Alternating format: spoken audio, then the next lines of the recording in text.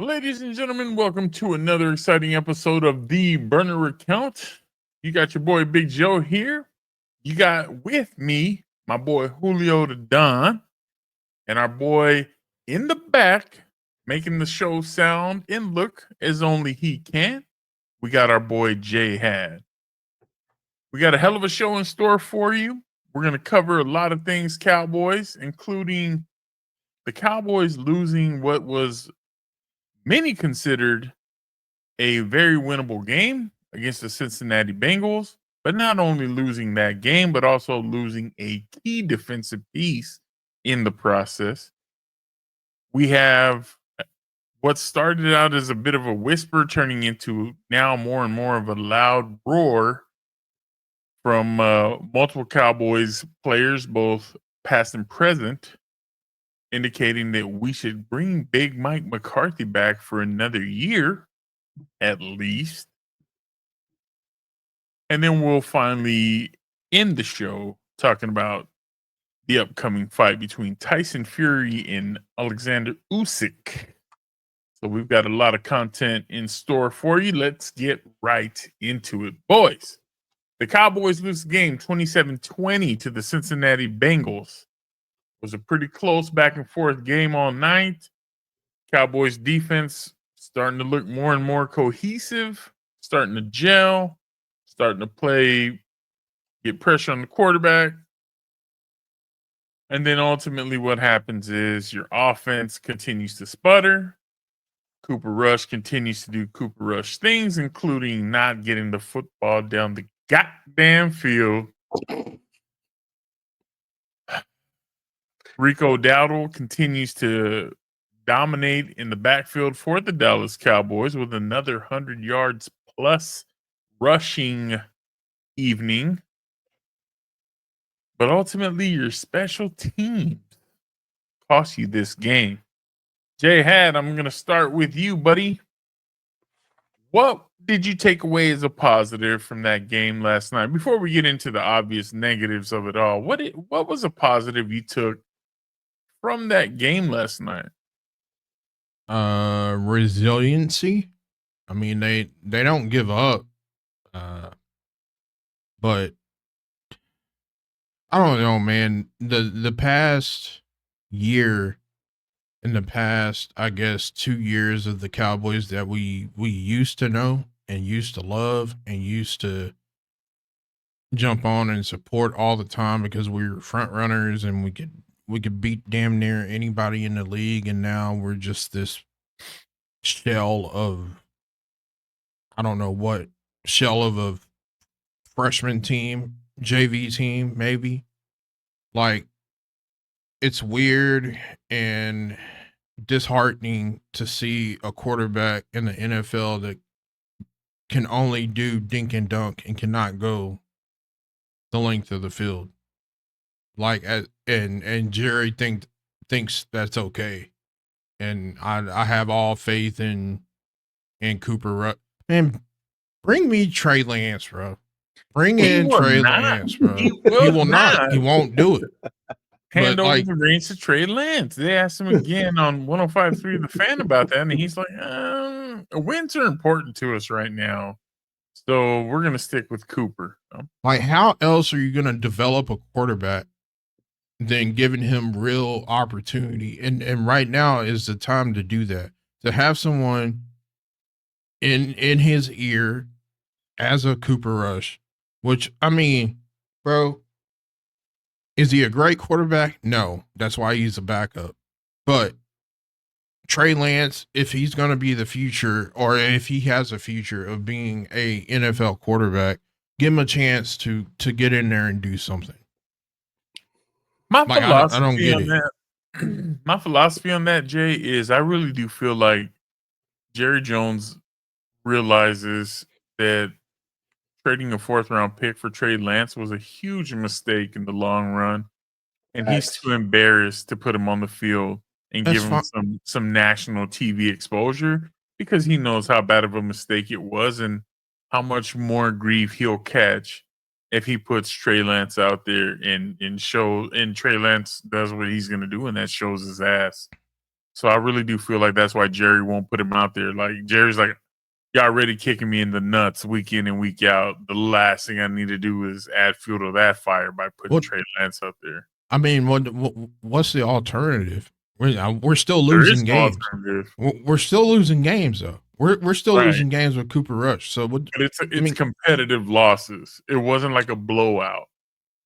Okay. Facts. That's the only difference. Okay. If you think this offense sputters under Cooper Rush, imagine how bad it would look under Trey Lance. Bro, I don't even want to imagine that. That's the reality of it. Trey actually has legs though and can run. But here's the thing with that too is that if you're Jerry Jones, I'm looking at it as just like Joe put it. If you stick Trey Lance in there right now, and again, as he's done before in the past when he's given the opportunity, he shows his ass. You know, his value just drops and drops and drops and drops.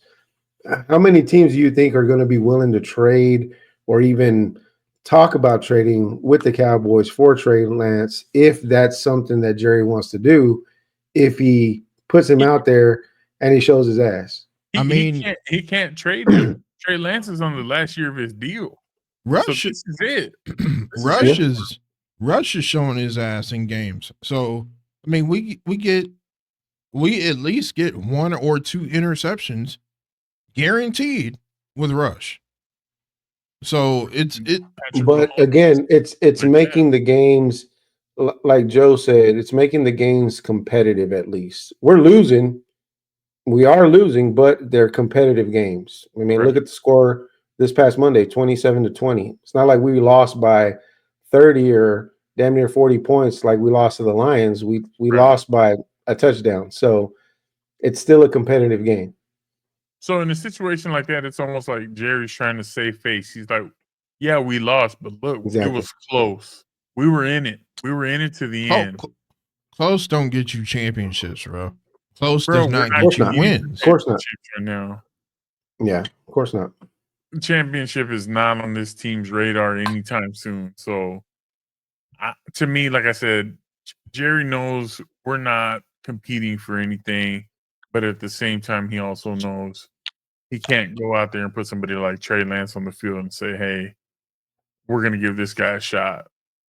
He just doesn't. Trey Lance doesn't have any value after this year for us at all. I mean, okay, so then you can cut him. I mean, shit. You can't cut him because at that point, you're further admitting that you blew a 4th-round pick on a guy. And you can't cut him.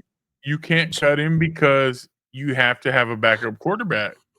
And before you say swallow your pride, we all know Jerry Jones will be the last motherfucker to admit to anybody, anywhere, that he messed something up. Open that throat and fucking swallow your mistake. Swallow it, bitch. That's how I feel. It's not gonna happen. What about you, Julio? You saw that game last night. What'd you think of the Bengals and Cowboys? What was the positive you took from it? Let me start by saying this first. As you guys both know from the last previous podcast where we talk about the Cowboys' victories that they had against the Commanders and against the Giants, I had mentioned I didn't even watch the entire game. Didn't even watch it. Didn't bother to watch it. Was kind of like, the Cowboys are going to do Cowboy things. Second half, we're going to lose. X, Y, Z, right? This was the first game since before those 2 games that I actually watched in its entirety. And I was, to say the least, I was entertained. Some of the positives that I saw, again, like Jay said, the resilience, the fight to try to stay into the games. The way that the defense showed glimmers of great defense and hope at some points, and the offense the same. Our rushing game looked great. Rico Dotto, like you said, still shines bright as far as one of our, leading rushers on our team now at this point, I think. The leading rusher on the team. The leading rusher, yeah. He had 18 carries for 131 yards yesterday. So he's been doing phenomenal. The thing that I guess for me, I don't understand is when you have something like that, you see that there's something positive there, you still try to force Cooper to try to make plays and make passes when you know he's not going to throw further than 10 to 15 yards. That's his safe space. That's what he likes to play in. That's what he's going to throw. He's not going to throw anything deep. Anything over 15 yards, you can forget about it. He's not throwing it. So, His longest going into the third quarter, his longest pass had been 11 yards at that point. yeah. That's Yeah. wild, bro. So for me, it's like the positives is seeing the resilience, of course, in the fight. The negatives, of course, we all see it, we all know it, is just the lack of risk that Cooper's willing to take down the field because there is no risk there at all, at all, at all. So that hinders us a lot.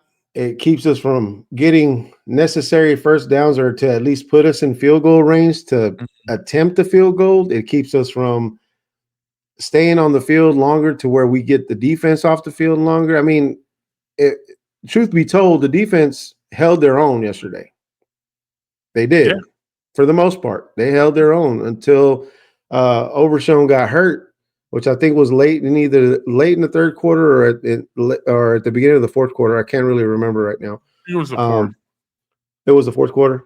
So once he got hurt, you could obviously tell that the defense is scrambling. They're trying to figure out what other ways that they can do to stop. And again, the defense been worn all game long. I think they're probably on the field way more than the offense at that point. So yeah, after a while, if the defense is constantly playing the majority part of the game, they're going to get tired towards the end of the game. And I think that's what cost us. So for me, honestly, it was the first full game that I watched and we lost. So I think this next game when we play Carolina, I'm probably not going to watch it just to see if we win. And if we do, Carolina then is the favorite. First time in 2 they years, are. favorite in the game. They So are, and that's that speaks wild. volumes of what they That's think wild. Vegas thinks about the Yeah. Cowboys. For me, the biggest thing I was impressed with is Rico Dowdle's ability to make something positive out of something negative. The other thing that I'm starting to see from week to week is cohesiveness amongst the offensive line. I think Brock Hoffman has been a bright spot. Cooper Beebe getting hurt definitely doesn't help. The fact that we always have to keep reshuffling some form of the offensive line kind of sucks with Zach Martin being hurt and stuff like that. Tyler Guyton getting hurt or then getting benched. It's stuff like that where you're just trying to Chuma Adoga being hurt, Awesome Richards kind of going back and forth. I mean, all that it wears it. There's no cohesion. Like you don't get to have the same five guys up front. So everybody's always trying to make something happen. You know what I'm saying? Like we're making chicken salad out of chicken shit at this point. And Facts. to see the offensive line continue to kind of do well, open up holes now. I mean, you saw running lanes. Now, I will say the Bengals defense has been gashed all year long. They're bad. They're Mhm. bad. If you would have told me last night the Cowboys are going to hold the Bengals to 20 points and have the ball with about a minute and a half, 2 minutes left in the game, I would have been like, we're winning that game. We're winning that game. Because our offense is potent enough to kind of make some plays here and there. I'm not going to say it's great, but you're starting to see like Kevontae Turpin is becoming more of a threat. Brandon Cook's coming back. That's always nice. Mhm. CD is our number one. CD still got a lot of growing up to do. I would say physically, not mentally. I mean, this year he's been more involved. He's fighting through a shoulder injury. And I think it's his body just continues to form, and he becomes more of a man in these older years. That he'll be more stable and more solid to take the hits and stuff that the number one will encounter. That's the positive. I think the negative though is you let a good defensive effort go to waste. Bones Fossil and his special teams unit continue to be a problem for the Dallas Cowboys, and that needs to be addressed. The fact that you block a punt in the Bengals side of the field, it's at about the 40 of the Bengals. And Amani Oruwariye decides he's going to try to play hero ball like a flippin' idiot. When from the time you're in Pee Wee, they teach you Get on fire, the ball. Peter, something like that on special teams. Get away from the damn ball. You're not a returner, fam. You're a gunner. If anybody should have tried to field that ball, it would be Kevontae Turpin, not you. What I don't know what went through his mind, what made him think he should get on that football, but whatever it was, he whiffed it on the bounce. The Bengals recover it, score the winning touchdown, and it's game over. Bones Fossil needs to be fired now. Now, because his unit specifically is always in the middle of some stupid stuff. They continue to always be an issue for the Dallas Cowboys. I mean, just the stupid calls, the stupid decisions that not only the coach makes, but also his players. It's like, dude, you're coaching that. You're coaching that nonsense because you should know as a professional football player not to mess with the ball. But Cowboys going to do Cowboy stupid shit, and we're going to end up with another loss. We're back on course with where we wanted to be, and that is Team Tank. This is the organic tanking I was talking about. You know what I'm saying? Like, we don't need to force a tank. It'll come naturally, and this is one of those it's coming naturally kind of tank jobs. But now you actually hate to see that. Complete the job. Of course. Complete the job. Absolutely. Right now we're looking at 10 to 15. Mike Orban says, hey, we can get in that 10 to 15 and get a solid additional number one receiver. Then you have like a Jamar Chase, T. Higgins type thing where you can really give Dak weapons and spread the field and they can't just focus on CD because ultimately right now that's what defenses are doing. We'll double CD, take him out, and then we'll see what all the other guys can do. I agree with that. CD does need help. Yeah, I mean that's another we could talk about getting rid of Amari Cooper. I mean, like just dumb things that we do as a organization. Stupid move. Yeah, I mean, we could have like an AJ Brown, Devontae Freeman type thing. We can have like I said, Chase and Higgins kind of deal. We could be doing stuff like that. We can have a Justin Jefferson and Addison kind of thing, but we don't have that right now. So that definitely hinders us, especially when prior to these last few weeks, we didn't even have a run game. So now we got Rico Dowdle kind of doing his thing, another 100-yard effort, 100-yard plus effort. There's some positives to take from this.